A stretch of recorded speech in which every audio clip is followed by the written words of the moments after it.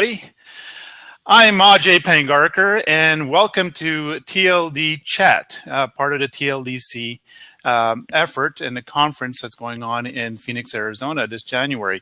My name is Ajay Pangarkar, as I just said, and I am not as pretty as Brent, of course, and I'm nowhere near as good looking as Anthony, but it'll have to do for today. So thank you for joining us this morning. I really appreciate it. I have with me a guest and a new colleague, and I shall maybe dare call friend, Mike Simmons. Hi, Mike. How you doing?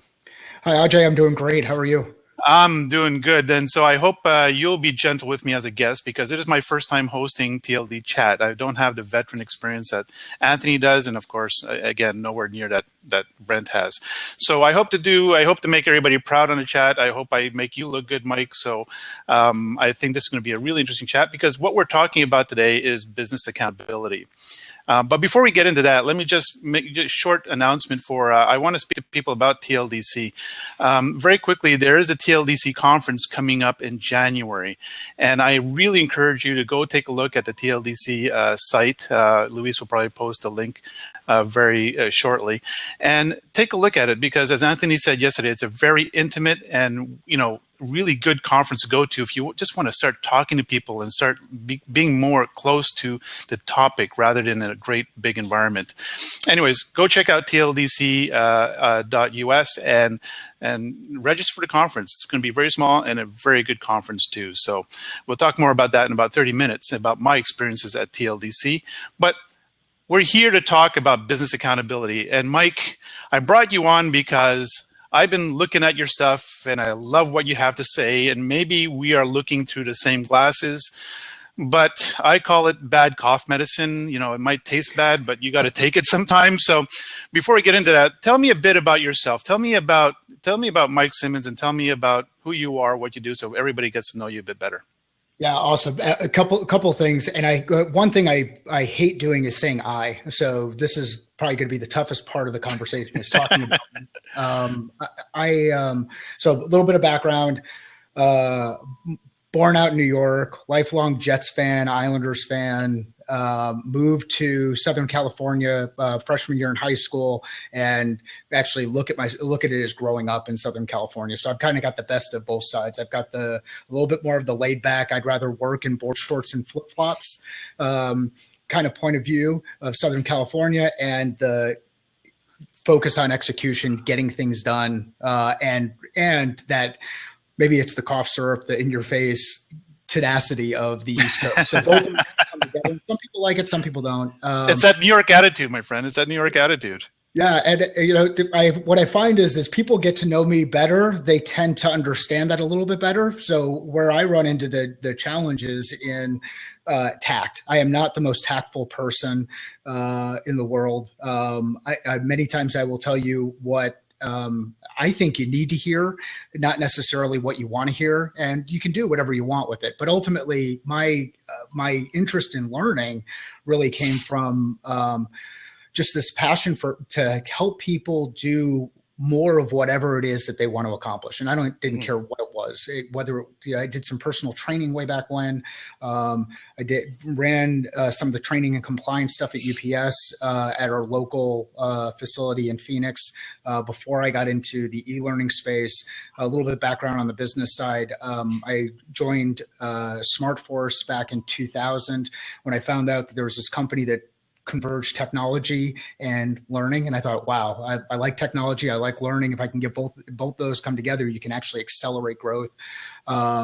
So hit them with some resumes, was able to get into that organization, consulting roles inside that company, working with upwards of 400 customers to when I left, actually before I moved into an AE role with them, I worked with our top 5 customers on the West Coast, then transitioned into, and that was after the Skillsoft acquisition, transitioned into an account executive role, that's really where I got on the sales side of the business, was recruited by Safari, worked at Safari Books Online for a number of years. And then about 20 months ago, a business partner and I launched Catalyst Sale, and we launched the company with the idea that we were going to build sales teams for startups because we like selling, we like helping people grow their business. We didn't think that organizations had to be so dependent on finance and funding.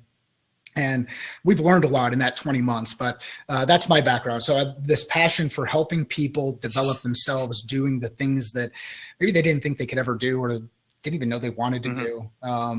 I guess one more thing before we kind of get into the rest of the discussion. I like breaking things.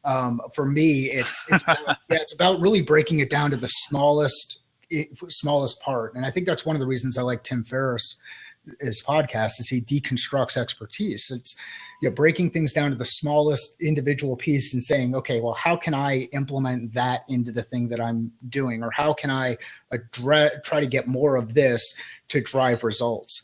So if many of the questions that I ask, which get some people uncomfortable because they start to feel like it's a little bit of an interrogation. So there we start trading a bit, but many of the questions I ask are all based on the idea of getting to the root of what the fundamental issue is that's going on. So that's, all of the Kaizen stuff, right? I mean, Mike, you and I are cut from a little bit from the same cloth, and I really do.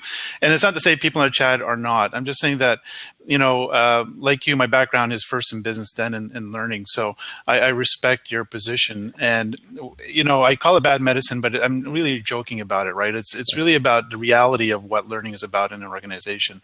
And so I do encourage everybody in the chat, please, post your questions, or let's get a healthy discussion going here. Even if we start disagreeing, it's really healthy to get those thoughts going.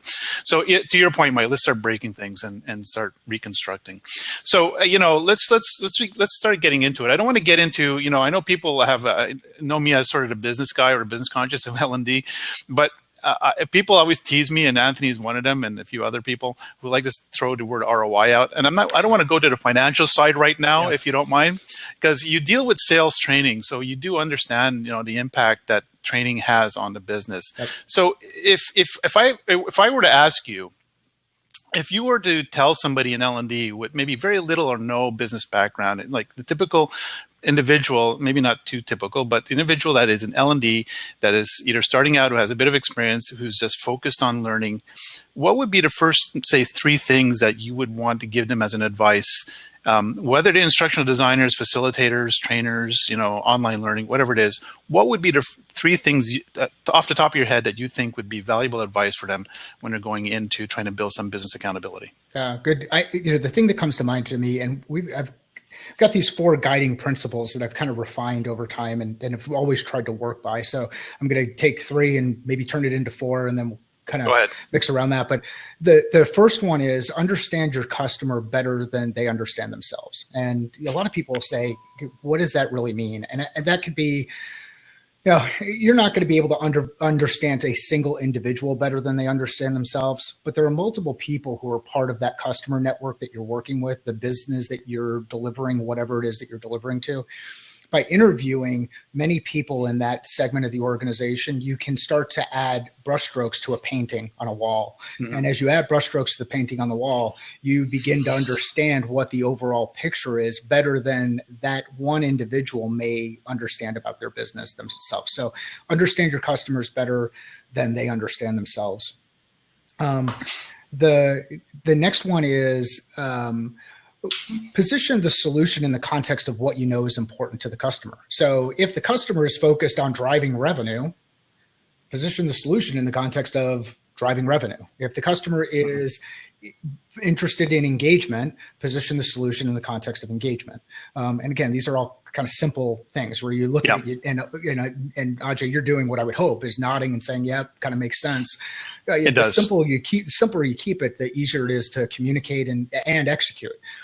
Then after this solution in the context of the customer, the next thing is never limit yourself based on preconceived notions. Like if you go in there with this idea of, hey, I understand learning better than anybody else in the world, and I am going to show this organization how to do it. Or even the best one is the one where it's, hey, I don't understand why all these people get paid so much, but I'm the one delivering the value that helps them execute on all that. It's all that kind of stuff. You're like, okay, well, park the ego at the door, right? Kind of thing. At the door. Yeah.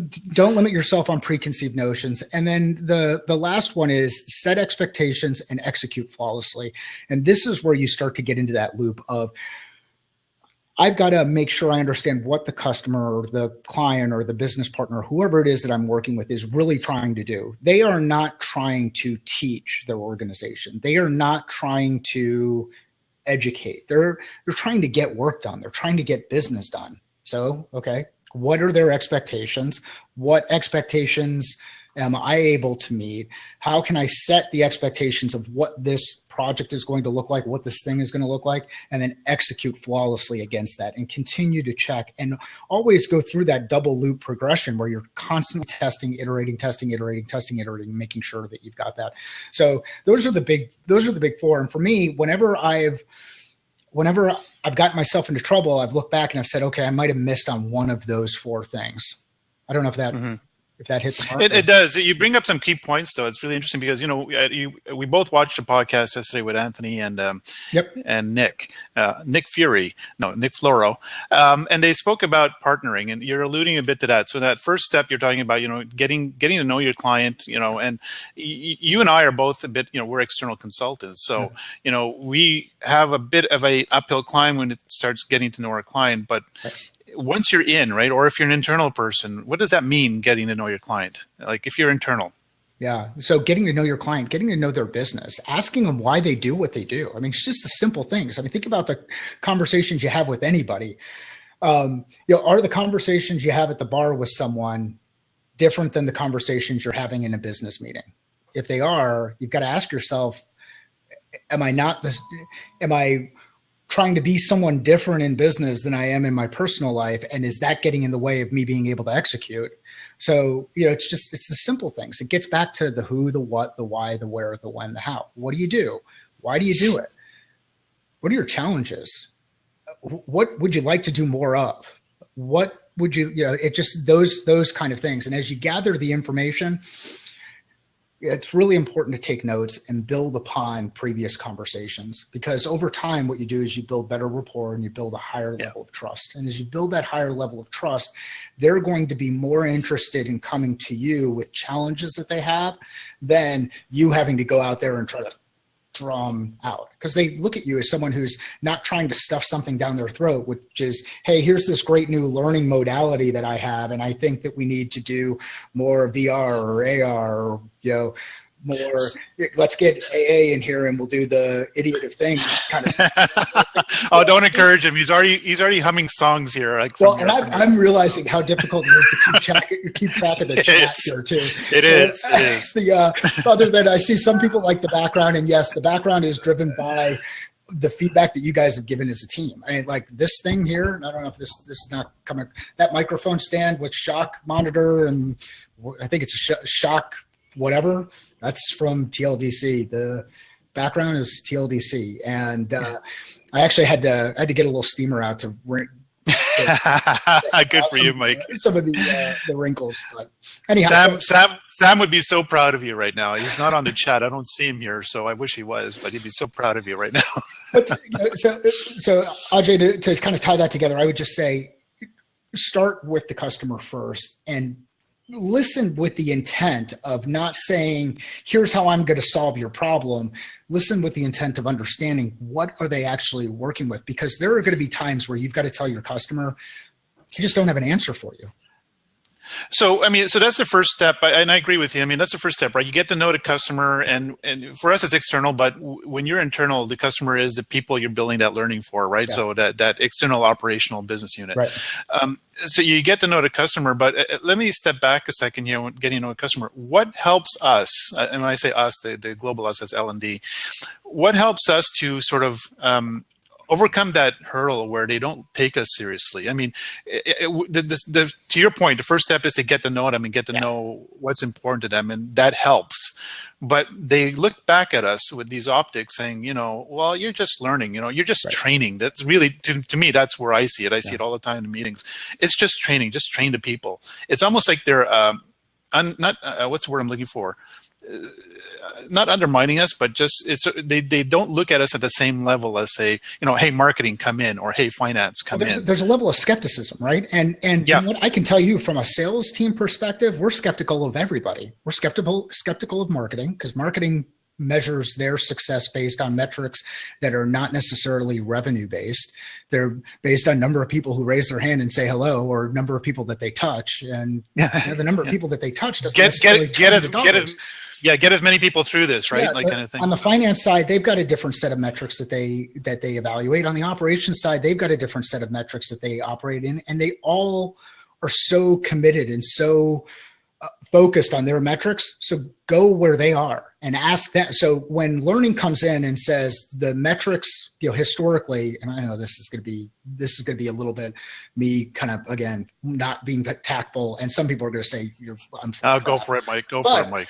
There, you think about the traditional metrics that you measure in learning. It's number of people who come in through the door, number of people who sat in a chair, number of people who completed a survey, number of people who did this, number of people who did that. All of those metrics, which don't impact the business.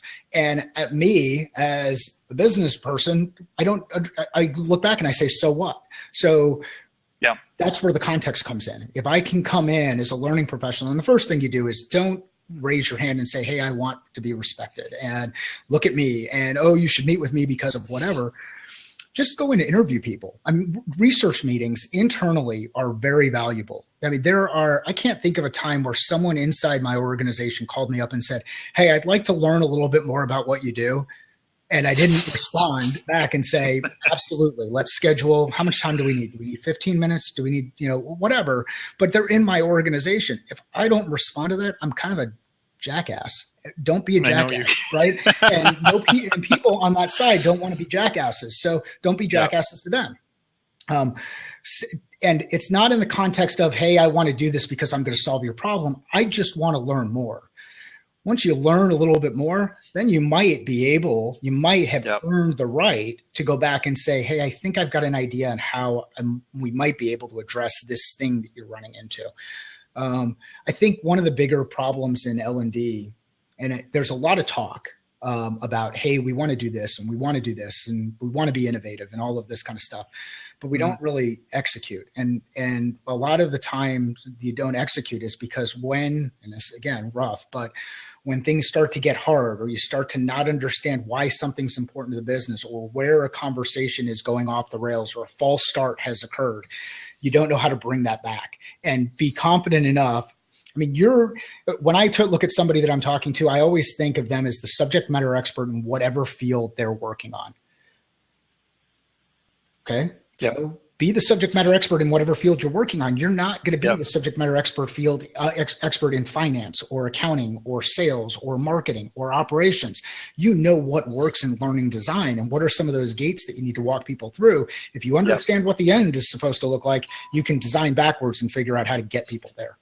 Absolutely, Mike, and something that, if you've heard me say over and over again, I quote the Covey stuff, right? Beginning with the end in mind, right? Yeah. And that's really important. You got to start with the end objective, not what we want to build. But you brought some really good points. One thing that it's echoing a bit in the chat is, of course, you and I guess, being formally trained or the experience on a consulting side, I always teach my young accounting students, learn to ask why, and more importantly, ask so what. And you brought those two questions. And the so what question almost sounds a little sarcastic or a little facetious, but so what is not meant to sound like that. Is that when somebody, especially in training, I think we don't have the courage, right? I mean, when I have meetings with, business leaders or with a training department, or I'm coaching a training department to meet with a business leader, I say, you're too afraid to ask so what or why. You need to start asking those questions to build that credibility. And so you bring up some really valid points on that one.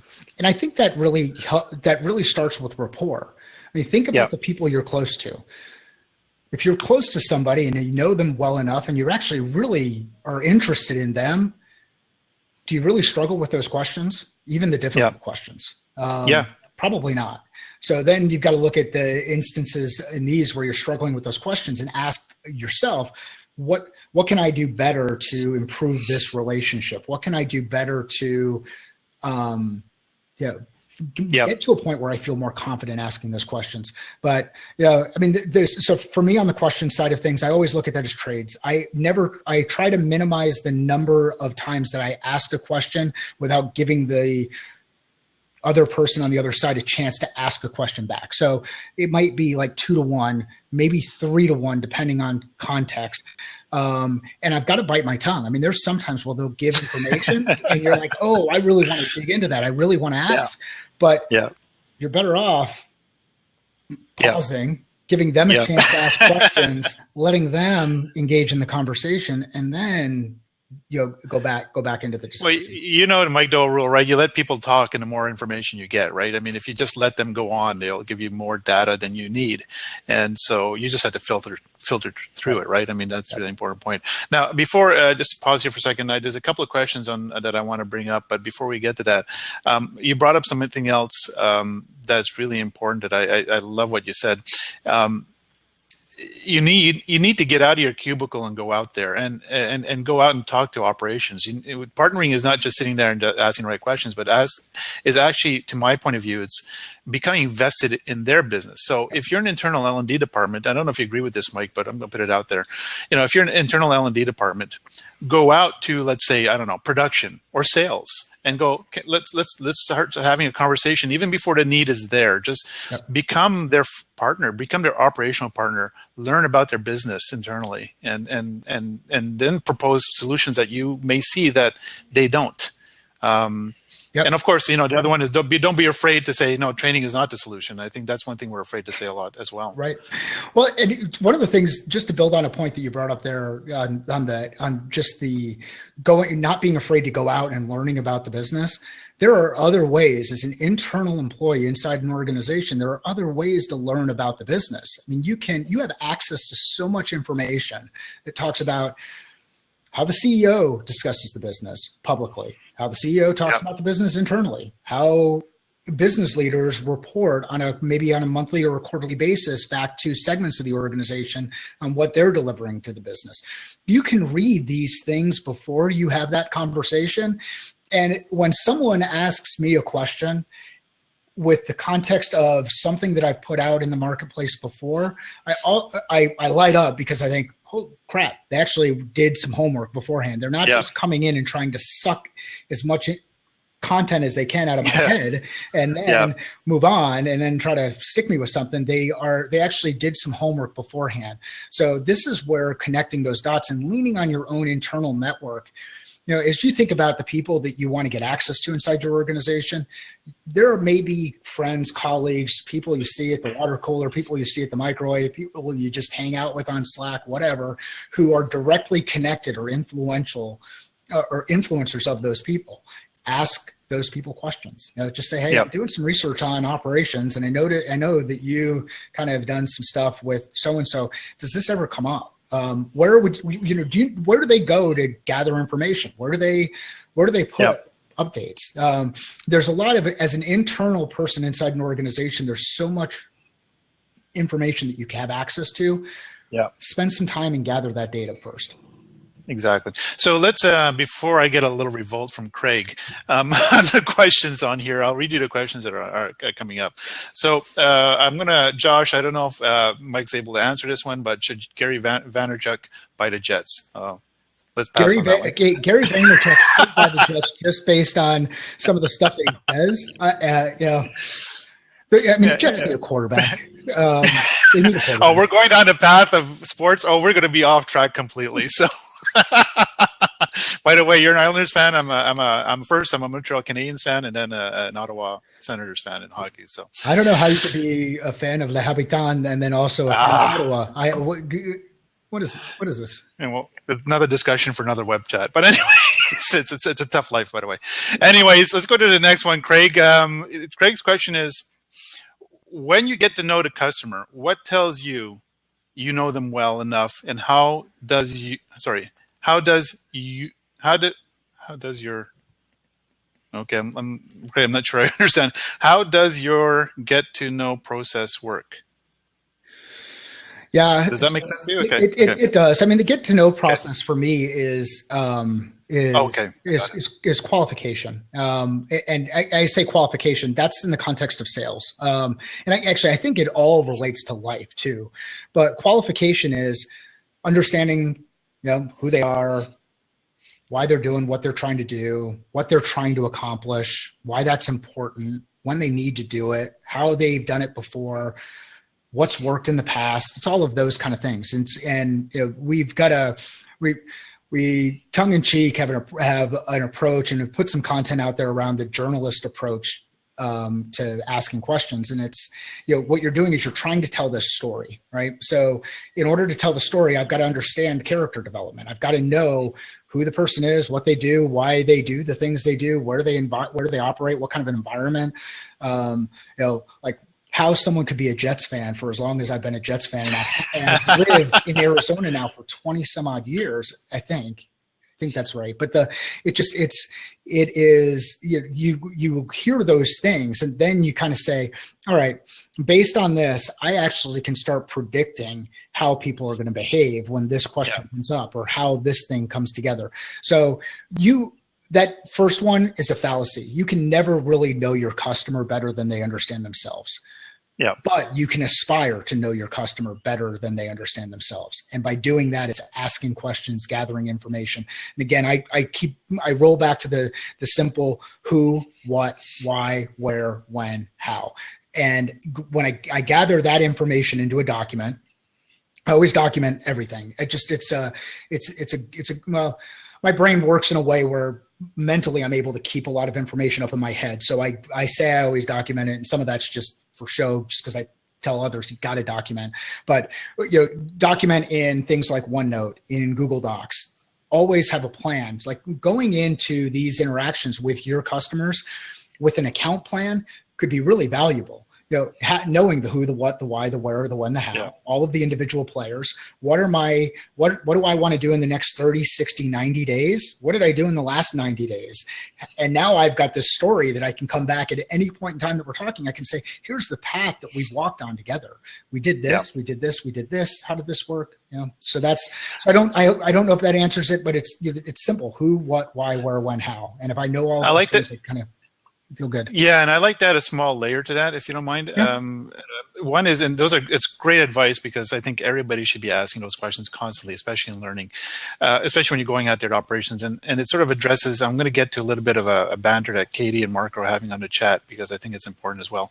But the one layer I like to add into those questions, you said something, document. What I try to do when I document is I document for myself, and then I document to an email to the people I'm talking to. Yeah. So I get confirmation from them. So it gives me sort of almost a correction if I'm in left field, and they say, no, that's not what I meant. This is what's really important to us, right? And now I got it in writing. So now when I go back and develop a training or a learning solution that applies to them to solve that problem, to your point, go back to 60 days or 90 days. Well, you told me, and they say, no, this is not exactly what we wanted. But isn't this what you told me that was important to you? And didn't we not check this off the checklist? The other thing, I don't know if you agree with that, Mike, but that's something that's I do. I do. And I mean, the thing that comes to mind when you say that is being able to clearly articulate next steps. Yeah. Like here's, sending a follow-up email to somebody and saying, this is what I heard in our conversation. This is what was interesting. And here are the next steps is, for me, I like that stuff, but then I tend kind of more of I tend to be very direct. I tend to be very data oriented, process kind of stuff like that. So, well, we don't have time to waste. I mean, that's the problem. I mean, we talk, L&D sometimes talks in circles, and I'm sorry to say that for some of my colleagues on the chat, but oh my God, sometimes I walk in L&D department, says, I don't need to talk to you right now. I need to go talk to the operations side because you guys are just chasing your tails. Yeah. So Marco asked a question here. He asked about the Fox, and I don't know if this is jumping away from it, but I think it contextually kind of goes into this. As you're going through that discussion with people and you start to ask the question about who else is involved in this and who else is impacted by this and who's supporting it and all of that other kind of stuff, all of those people should start to pop up. If I know an organization well enough, like I've got an org chart and so for me, when I target an account or I target an organization, I think of my office kind of looks like, or my whiteboard kind of looks like one of those serial killer maps where I've got these pictures and diagrams and lines connecting individual dots across an organization together in different people. Yeah. What I will do there is if there's a person inside that organization who's not come up, and this might be the Fox, who has not come up, then I ask the person I'm working with, hey, I keep coming across this name. What's their role? And use that as a way to kind of uncover that. It's a good point because Marco, you become a fantastic point because Mike does this too, I'm sure. Not just the org chart, but I look at the informal connections. This is where you have to be a little bit, and I hate to say this, people don't like when I bring up this term, but be politically astute internally. I'm talking, internal politics. Yes. You don't have to be political. You just have to know what the politics is going on, because it's those informal connections, those influencers, where the fox hides sometimes. And the fox may not be in a group you're working with. It might be on the outside, but they're having an indirect influence into the group. So, which speaks a little bit to Craig's point. I know Craig is, I want to wish him congratulations, by the way, because he's moving on to a new adventure in his life and L&D, and the current organization is with, apparently, I hope I'm getting this right, Craig, I'm not going to name names, but is not really placing a lot of importance on L&D, if I'm interpreting that right. So to this point, sometimes you have to move on, but it speaks also, the layer I wanted to add on was the cultural context, right? There's a layer of culture in the organization that feeds into the discussions that doesn't always get said, and you have to be aware of that as well. So now, Mike, let me just take a quick break here, because I'm about 4 minutes over, and I wanted to just do a little bit of an announcement for TLDC, if you don't mind. Guys, the TLDC, listen, I know Anthony hasn't, and Anthony really spoke well about it, but Anthony is a dear friend of mine, but he wasn't there last year, and I want to speak to you from a personal context, because I was there last year, and I can say Luis and Brent do an awesome job. They took a big risk and a big leap of faith to putting this conference together for the first time last year, and they invited me to come and speak and be part of the event. So there was a lot of responsibility, and I shoulder this responsibility very heavily when good colleagues like Brent invite me to speak to this event. But more than the speaking part, what I found really interesting is that I was able to interact with the audience. I was able to, as a speaker, I was able to get into their heads, and they were able to get into my head. And that was what made TLDC unique. So I really encourage you on January, because June might be a little too hot there out in Arizona, right, Mike? But January 29th and 30th in Phoenix, Arizona. It's an event that is intimate, as Anthony put it. It's unique. It's conversational. And even when I walked out of the room, I was able to go have a coffee with somebody or 2 or 3 people. And even though I finished speaking, we were able to sit around a table and just have a discussion like Mike and I are having right now. So I can't speak well enough about this conference. And I'm saying this from my heart. I'm not saying this by, Brent is not sending me a check in the mail, or Luis is not telling me plug this way. I'm telling you from a sincere point of my heart, this is a great event. I really encourage you to go to, and it won't break the bank either. So take a look at that. So, Luis, I hope you put up the link, and hope people will run and register or pass on the word. So I hope that was good. So, Mike, back to the discussion. Okay. Commercial plug over. I hate saying that because by the way, I hate saying commercial plug because I did really mean what I said. So I just want to make sure that I'm really looking forward to the event. I mean, like I shared with this group before, I tend to be I'm introverted. Once I get to know people, then I can be, I kind of be myself, but in an environment, in a conference environment, I'm not going to go up and just engage in a conversation that's happening. And to be welcomed into this group first through the chat, and then be asked to join on a couple of these videos, it's awesome. And I mean, so I am really looking forward not only to hanging out with a lot of the people that are here, but just learning from the team. Yeah, and forget about the speakers. I mean, there's just a lot of smart people at this conference, and they might not be speaking, but man, I learned a lot from them as well. So I'm looking forward to meeting you in person. I mean, I know we're seeing each other in person, but I like the personal touch anyways, virtual. Anyways, okay, so listen, we're living a little different reality now in L&D, right? I mean, there used to be a time where we would talk about, getting people into a class and getting them and trying to shove information into their head, and hopefully they apply it, right? But today, we're living in a very different reality. We still have that, and I think it's going to be around for a little while longer, but we have a lot of technology that's coming our way. So what would you say when you're brought in, like in the sales training that you do, or in your past experiences, when you said, hey, a leader says, hey, I've heard great things about online learning or e-learning, it saves a lot of money and we can shove this out to a lot of people. Do you have any sage advice from your experience and a personal experience, if you can, to share with people about what does that mean, and is that the right solution? I don't know that it's really sage advice. I mean, I can share an opinion. My opinion on it is, go where people are. Who gives a crap about the technology? Don't put this technology layer over something to make it more than it really is. I mean, like the whole idea of e-learning, and it's going to save time, and it's going to actually, I've got a good example. There was there was an implementation that we did with one of the companies I mentioned before, with a large automotive company, and we helped them take their 7-day leadership training in person and shrink it down to, and it's so long ago that I'm going to forget all the details, but we basically took 7 days down to 3 days in person, and gave them 4 days back where they didn't have to be in an individual location. And the end result on the feedback was that the training sucked. And when they said that the training sucked, it wasn't that people were disappointed, with what they got out of it. The reason they were disappointed is they didn't get the leather jacket that they got at the end of the 7-day event that everybody else got. You're like, holy crap, that wasn't even what we were trying to measure. We weren't trying to measure personal happiness based on a tchotchke that you walked away with. So I use that story as more of a way to just remind everybody, focus on what you're trying to accomplish. Don't feel like you've got to integrate technology just because it's the latest thing.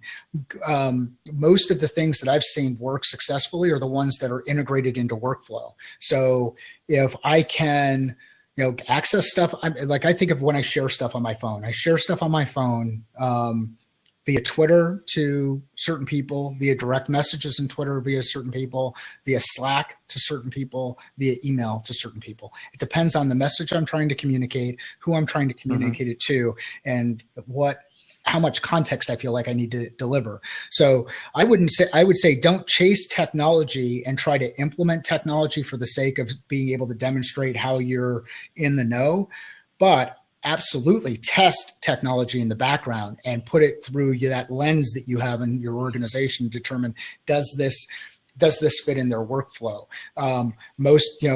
Can I get access to it on my phone? Is that where people are going to be operating? Can I get access to it on a machine? Is that where people are going to be operating?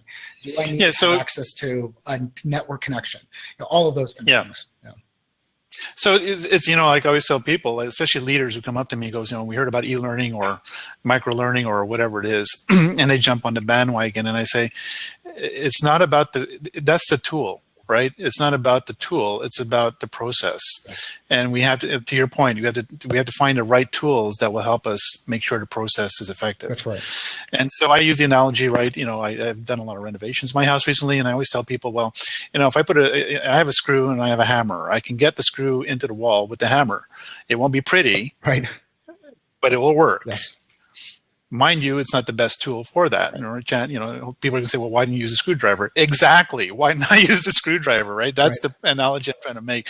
And I tell that to people because it's sort of visual. And unfortunately, to your point, I think our role as the subject experts in L&D is to make them understand, yes, you're right. You've heard about these vehicles, but you trust us to be able to deploy it in the right way for the right reasons, right? To your point. So let's get into something a little deeper. And I don't know if I don't want to put you in the deep end of the pool here or not. I'm assuming that you have some knowledge on this. But the financial aspects, I know L&D gets hung up on the financial aspects of, and when I say financial aspect, it's not just about budgets and the money that we have, but from the perspective of the business leaders, we think that they're looking at us to demonstrate some sort of positive financial results. What is your point of view on that? Because people on the chat know my point of view on it. But I'll shut up right now and let you talk about it. I look at that's the function of the business leader. You steer the ship. I mean, you're responsible for moving this whole thing forward. What I'm doing is I'm trying to give you a little bit of fuel that'll help accelerate that. And I'm trying to figure out what the right fuel is that's going to help accelerate that. There's somebody brought up Gary Vaynerchuk before. So there's a saying that he says that's, again, a little bit crude, but it's like, what's the ROI of a guitar and an ROI of a guitar in the hands of Eddie Van Halen. So guitar there's no ROI. I mean, it could be very, very painful. Giving that guitar to Eddie Van Halen, I mean, there's some magic that happens. So I really try to avoid getting into the ROI discussion and push it back and say, so what? And how have you measured this kind of stuff before? And what impact? And even if I give you this great ROI, how does that actually move the business? Let's get them back and focus and say, what do you measure today? You measure number of marketing qualified leads, number of sales qualified leads, number of customer interactions, number of proposals sent out, number of contracts closed, number of eyeballs on your product, number of, all of these things that you measure, days late to delivering certain product features, things that fall below or above the budget line in those product features. Those are the things you measure. What if I can help you move 2 more product features above that budget line?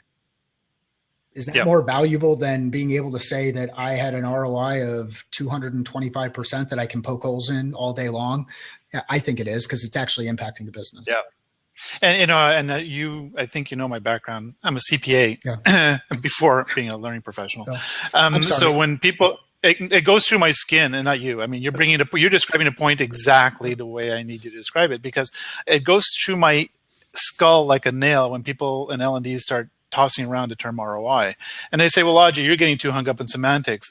The semantics are important here, because I keep telling people ROI is a term that's very specific in business. Yeah. And you can't start tossing that around. You need to be a little more precise. And when we toss around ROI, I understand what the learning L&D people are saying. To your point, what are those metrics we're trying to impact? And of course, we're not the only cog in a wheel trying to impact those metrics. But at that point, what needle are we trying to move? And people forget that training is an intangible activity that business leaders recognize is not something that can have any when it's not tangible, it's what we call a leading indicator in the accounting profession. It's not financially based. Yep. And so leaders know that. Yes. We try to put a square peg in a round hole all the time, and it just really gets a little crazy. But that's a great point. What's the ROI of email? Yeah. Yeah. What's the ROI of Excel? Exactly. It's all of this stuff. You're like, look, what's the ROI of air? If I don't have it long enough, I'm going to be in a lot of trouble. But but we have to be careful, though, because some of going back to that technology question I had for you before, right? Some of it is now tangible. And so when we start investing in equipment, guess what? The ROI in the true accounting sense comes up. Yes. And that's where people get a little chipped up, because, oh no, it's going to cost us $1 million to put this LMS in. Yeah, okay. Well, there's an ROI calculation being played out in the back. And because it's a tangible asset in the organization. Yep. Again, I'm going down a rabbit hole here, and I don't want to get people all frustrated with me on accounting. But Marco, email is where innovation goes to die. Yeah. Marco's awesome, I tell you. Katie, we bring up another. I don't know if you finished that thought. I didn't mean to interrupt you, Mike. Did you want anything to add to that thought? Because there's another thought I have that Marco and Katie brought up earlier. Unfortunately, I don't even remember the thought. What was the whole financial aspect? Yeah, I think I just again start with the customer, and if the customer is really, if this whole thing is about ROI and their expectation is that there's going to be a certain ROI. That may be an expectation that you're just not going to meet, and maybe it's not the right customer. Maybe that's where you kind of push back and you say, look, I know you want a solution here, but I'm not going to be able to deliver what you want. Sorry. And ROI, it's to your point, it's all in the perspective, right? We have to ask the right questions. Going back to the first way we started the conversation is asking these questions. Yeah. I always ask the question when I sit with the people, with the operations, whatever department we're talking to, is like, okay, what are the other variables involved in this aspect, right? Is it just us, or what are the other players playing into this solution? Yeah. Because that's going to impact how we move the needle, or it might adversely impact the way we move the needle. So there's a lot of moving parts that we just can't isolate and paint ourselves into a corner as L&D. Yeah. To your point, not just to your point, but to Marco and Katie's point, they brought up something about, Katie actually, I think Frank, I go back in the chat, but said, they want us to talk to them about some learning and knowledge. Sometimes operation wants us. Now, I want to hear your point of view because I do have a point of view on it. But what do you think about that statement? Like, is she in the right track? I mean, is there a validity where the department wants us to come talk to them about training? I would say it depends. I mean, like, okay. I need to know more context. Like, it depends. Do they want us to talk with them? I think so. Do they want us to learn more about their business? I think so. Are people who are in a business interested in performing better? I certainly hope so. Like, I don't think that anybody wakes up every morning in the morning and says, I'm going to go into work and see how I can screw things up today. I'm going to go in and see how I can. I'm going to go in and I'm going to see how many people I can frustrate. I'm going to go in and see how I can reduce profitability. I'm going to go in and see how I can reduce my performance. Yeah. I just don't think anybody does that. So do they want to learn functionally about learning and training and technically what goes into it and all of that background? If you have someone who asks that question, take advantage of it, share your knowledge and build upon it, but be careful about assuming what it is that they want. You're like, I think that's the, it depends. So do they want to hear about learning and Kirkpatrick and all that other kind of stuff? I don't think so. I don't know that you're going to run into a lot of people who do, but you might. I mean, there might be someone who's just naturally inquisitive, and the reason why they're asking those questions is because they want to determine, look, I know my stuff when it comes to operations. Do you know your stuff when it comes to learning? And now they're testing you, and that's okay. I mean, And the other thing to think about, like, you're going into that meeting, and that meeting, you go in there saying, I want to learn more about the organization. And then they turn around and they say, hey, I want to learn more about you. Remember what your objective was. Your objective was to learn about the organization. So you can say, I think it's great that you want to learn more about what we do and how we do it and all of those other things. I've got some questions I need to get answered. Is it more, would you rather go into the discussion about what we do and then set up another time to discuss the things that I need? Or can we go through the items that we were originally planned to talk about, discuss those, and schedule some additional time? The advantage to me learning about you is when I share my stuff, I can deliver it in the context of what I know is important to you, rather than just give you the same thing that you can listen to a podcast or watch a video or push play on. I mean, I think the other thing, and just kind of get me on a rant, but one of the things that drives me absolutely nuts is when I go into demos and I get a demo, and the demo is the same demo that they delivered to the last 6 different business units that they met with. How is that contextual? And if you're going to deliver the same thing to me that you did for the last 6 people, why don't you just send me a tape of it, or that's showing age. Send me a link to a YouTube video and let me hit play. And then we can have a conversation. But anyway, I don't know that rant fit in. No. I think the rant fits in because Marco made a great statement here. Am I missing something? Operations should be the ones driving L&D. And I have found for years that the head of L&D should not answer into HR, but to the ops director. The just saying part, Marco, hey, you're preaching. I think with me and Mike, I think you're preaching to the choir. So, it frustrates me that I always see learning under HR, and it gets lost as a dysfunctional bureaucracy, I guess, and it should be an operational, a proactive engagement kind of activity, or even go right into the individual business units. I mean, I worked with Nike for years. Nike, every 3 years, you could almost set your watch to it or your clock to it, but they would go from centralized to decentralized to centralized to decentralized, and they would just kind of go back, do this back and forth. So going into the business unit is really important. HR doesn't necessarily have all of that unless you've got an HR business partner who really is a business partner. Yeah. The 2 points I want to add to that. One is, I like to use analogies because I think it brings a lesson across to get people to really understand. So we're learning and development. I always say, the good IT departments, by the way. So do you ever hear IT come up to you and start explaining to you all about servers and Ethernet cables and everything like that? They just come to you and say, what do you need to do? with the technology. What do you want out of your technology? And then they disappear and they go make it happen, right? They set up the technology. They don't go start talking to us about all the equipment that they need and all the cables and the programming and whatever. And same thing with accounting. I mean, the accounting and finance department, nobody goes up to the CEO or chief financial officer and says, hey, this is how I constructed a financial statement. They just give them the damn financial statement. Nobody tells them how they made it. But for some reason, we feel the need, like the middle child in the family, to get our parents' approval that we need to show them our work and get them to plaster it on the fridge and say, hey, this is the work we did and this is how we did it. Nobody cares. They just want the results. Right. And that's what a good operational partner does. Yep. They deliver the results. But the question I had, if you saw, did you see a cat jump in my background? I hope not. So got cats all over the place. Next up is a cat going to be talking about performance management. But it's the performance management. So I didn't mean to trick you, Mike, at all. When I asked the question about do they want us to talk to them about learning, or do they expect us to talk to them about learning? My intent was, and I think you probably will agree with this, and you don't have to, by the way,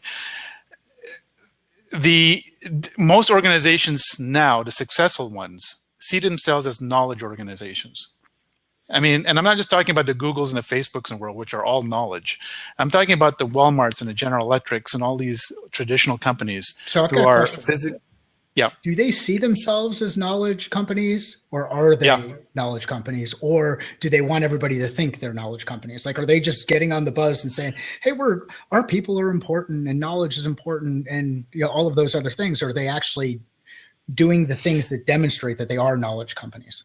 Well, I mean, when you look at when you look at the easy companies like Facebook and Google and all that, naturally you can see they are knowledge companies because all they do is selling us air, right? And it's all their innovation internally. So they better keep the upkeep on that knowledge of their people because that's what's driving the business.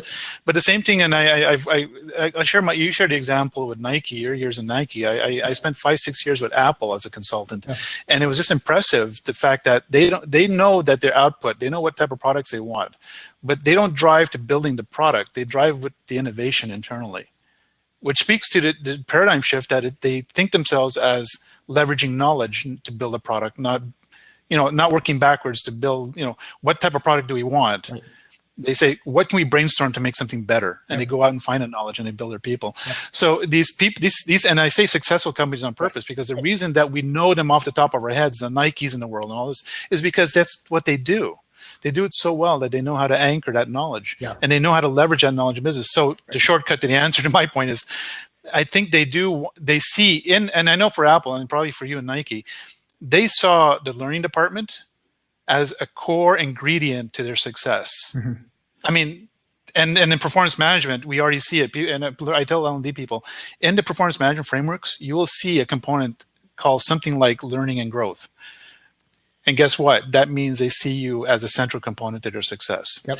And so until you recognize that you are not the middle child and forgotten that you are an important part, but at the same time, they want you to prove yourself. They want you to show the results and get to that point, right? I would say get out of your own head. I think so. Get out of your own head. Don't worry about what everybody else thinks. And I want a seat at the table. I mean, that's been this challenge for forever. It's demonstrate your worth, and your worth is not because I had 5 years of experience programming in whatever, or I know how to do this, or I can talk about Addy, or I can do, that's not it. It's, look, I know what is important. I know the things that I need to see in order to determine whether or not knowledge is transferring.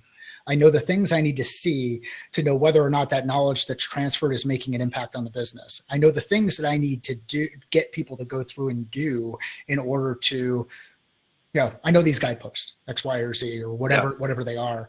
And that's the expertise. That's what you know. Now being able to apply that in the context of what's important to the customer, that's where some real magic can happen.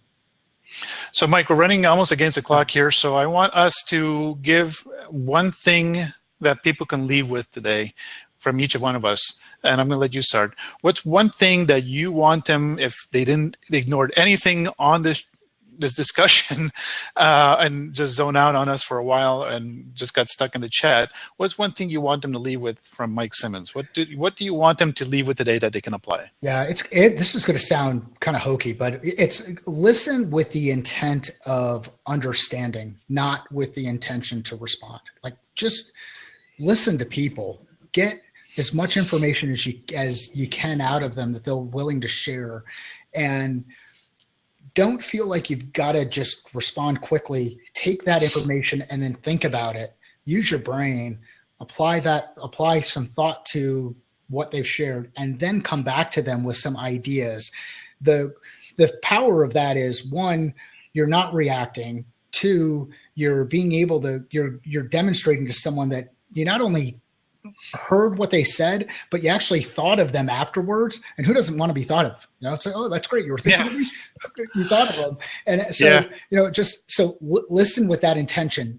Don't go in there with that objective of, hey, I want to share everything that I've got because I'm a smart person. I've got good information. Go in there with the idea of, hey, I want to listen. That's really great advice. Thank you, Mike. And if I can just share one of my advice that I reiterate all the time, if people want a quick shortcut to getting business credibility, stop trying to do everything and look at what's important to the company. And how do you do that? Every company has a mission statement. And when done well, the mission statement speaks to the core activities, the core objectives that the company must do and for it to exist. And if you can focus your learning and development around those core activities, that's your starting point to building not being a jack of all trade, but really a master of those specific traits. And you will build some great credibility with your leadership. And the other advice that you said, Mike, and everything else that we've talked about today, I know we can probably go on for a half a day and bore the crap out of people. And you sound like you're passionate as I am about it. And we didn't go down the accounting rabbit hole here. So people are lucky because they, I would have had one person maybe on the chat. But Mike, listen, where can everybody find you? Because you have some great stuff. You have, I know you have a podcast too. So tell us where they can find you, where they can listen to you, and apart from being on TLDC. Yeah, thank you. The best place to find me is on Twitter, Simmons_M, and I'll just put that in the chat. Our website for the company is catalystsale.com. We're going through some updates on that, but the best, if you want to find information about what we're doing, where we're doing it, how we're doing, at Simmons_M is a great place. And if you like the content that we talked about, like the journalist approach, qualification, applying some rigor to your process, I think you'd find a lot of value in the content we've put out there. Because sales to me is life. It's not this sleazy thing of, hey, I want to get someone to buy. It's, I want to get someone to a solution. They've got a problem. There's a solution. I want to help them connect the dots. And that to me is what good sales is. But Simmons_M is probably the best place. And also it's Catalyst Sale or Catalyst Sales. I started trying to type it in. I was going to try to type it in the, oh, there's Mike's. Okay, so Luis has posted your blog. So yeah, I'm going to give you guys a better. I will. I will send a better link to the podcast stuff. But that's where we publish on a weekly basis. Okay, it's 12:01, so I don't want to keep everybody from their important appointments. So my name is Ajay Pangarkar, and it was a real pleasure to be a host of TLDC Chat. I hope I did Brent and Luis. I know you're listening, so I hope I did you guys proud. Mike, you've been a great guest. I really appreciate your insights and your effort. And let's have this chat again, because I think we can maybe drill down on something more specific in a future chat. And I hope Brent and Luis allows us the latitude to do that. So thank you for being on here. My name is Ajay Pangarkar. You can find me at BizLearningDude on Twitter, centralknowledge.com. And of course, don't be afraid to check me out on lynda.com, the new Train to Trainer course that I have. And just a short announcement, Lynda has contracted us to do getting internal buy-in for your learning. So it's sort of related to the topic we talked today. We're doing a course on that for lynda.com. And check out my book, The Trainer Balance Scorecard. Everybody, thank you very much for participating in the chat and for your questions. Mike, again, thank you for your time and sharing your brain and your knowledge with us. And guys, TLDC, January. We'll see you then. Thanks, and see you tomorrow. Bye-bye. Thanks, everyone.